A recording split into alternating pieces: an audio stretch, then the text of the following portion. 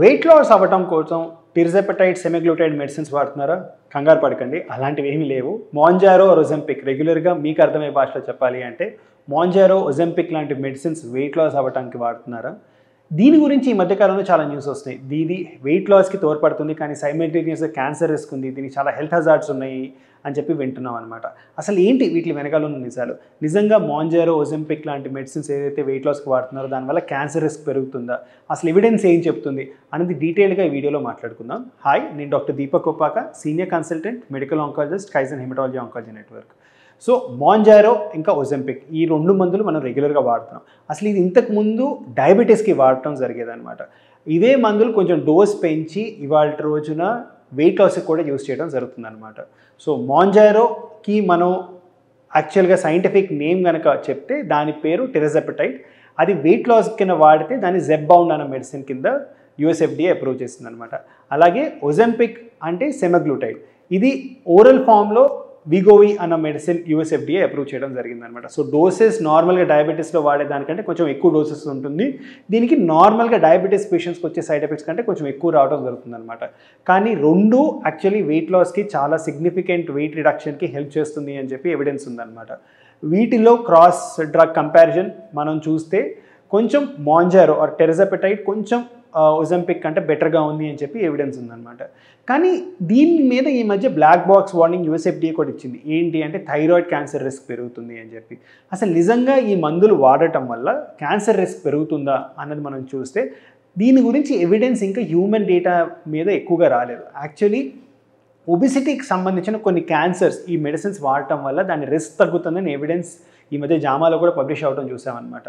So దీంట్లో ఏంటి అంటే ప్రిడామినెంట్గా ఒబేసిటీ రిలేటెడ్ క్యాన్సర్స్ ఏవైతే ఉంటాయో, బ్రెస్ట్ క్యాన్సర్ కావచ్చు, కోలాన్ క్యాన్సర్ కావచ్చు, ఎండోమెట్రియల్ క్యాన్సర్ కావచ్చు, ఈ మెడిసిన్స్ వాడటం వల్ల వాటి రిస్క్ తగ్గటం మనం చూసామన్నమాట. కానీ పేషెంట్స్ ఎవరైతే డయాబెటీస్కి మెడిసిన్స్ వాడారో వాళ్ళలో ఈ క్యాన్సర్ రిస్క్ తగ్గుతుంది అని చెప్పి ఆల్రెడీ ఎవిడెన్స్ ఉంది. ఎందుకంటే చాలా రోజుల నుంచి మందులు అవైలబుల్గా ఉన్నాయి.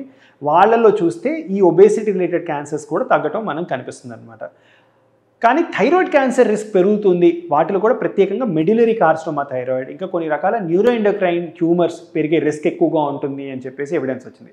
అసలు ఎక్కడి నుంచి వచ్చింది ఈ ఎవిడెన్స్ అంటే ప్రిడామినెంట్ ఈ ఎవిడెన్స్ ఏదైతే ఉందో ఇది యానిమల్ స్టడీస్ నుంచి వచ్చిందనమాట. సో యానిమల్స్లో వాళ్ళు చూసింది ఏంటంటే వాటిల్లో కొంచెం థైరాయిడ్ క్యాన్సర్, పర్టికులర్గా ఈ సి టైప్ ఆఫ్ సెల్స్ ఎక్కడి నుంచి అయితే మెడ్యులరీ క్యాన్సర్ థైరాయిడ్ ఎరైజ్ అవుతుందో ఆ క్యాన్సర్స్ పెరగటం ఉంది అని చెప్పేసి మనకి యానిమల్ స్టడీస్ నుంచి రావటం. దాని తర్వాత యూఎస్ఎఫ్డిఏ ఒక బ్లాక్ బాక్స్ వార్నింగ్ ఇచ్చి ఆ డేటా బట్టి హ్యూమన్స్లో కూడా పెరిగే రిస్క్ ఉంది, సో జాగ్రత్తగా ఉండాలి అని చెప్పి మాత్రమే చెప్పింది. హ్యూమన్ డేటా పరంగా ఈ లాస్ట్ 3 yearsలో ఇది ఒబెసిటీలో వాడుతున్నప్పటి నుంచి చూస్తున్న డేటా పరంగా చూస్తే ఇంకా అటువంటి రిస్క్ మనకి కనిపించట్లేదు. కానీ డయాబెటీస్లో ఈ మెడిసిన్స్ వాడిన వాళ్ళలో చూస్తే చాలా డేటా మనకి అంత థైరాయిడ్ క్యాన్సర్ రిస్క్ పెరిగినట్టు కనిపించట్లేదు. కొంచెం కాంట్రవర్షియల్ డేటా ఉంది కానీ బల్క్ ఆఫ్ ద డేటా ప్రిడామినెంట్గా ఇంకా థైరాయిడ్ క్యాన్సర్ రిస్క్ పెరిగినట్టు చూపించలేదు.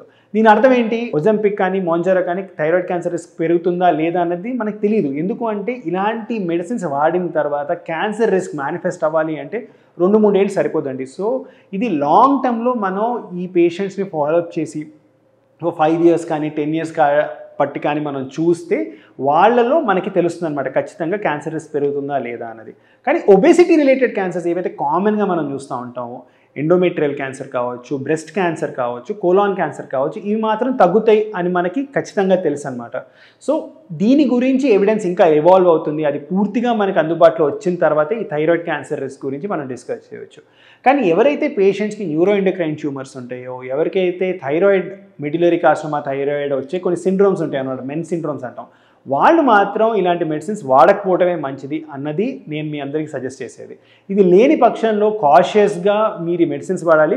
కానీ గుర్తుపెట్టుకోవాల్సింది ఇంకో విషయం ఏంటంటే ఈ మెడిసిన్స్ వాడినంత మాత్రాన వెయిట్ లాస్ అయిపోతుందని కాదు. ఖచ్చితంగా ఇవి వాడితే వెయిట్ లాస్ అవుతుంది. అది సస్టైన్ అవ్వాలి అంటే ఒక హెల్దీ లైఫ్ స్టైల్కి మీరు ఖచ్చితంగా అలవాటు చేసుకోవాలి. ఫిజికల్ యాక్టివిటీ, డైట్ మోడిఫికేషన్స్ ఇవి చేసుకుంటేనే ఈ వెయిట్ లాస్ సస్టైన్ అవుతుందన్నమాట.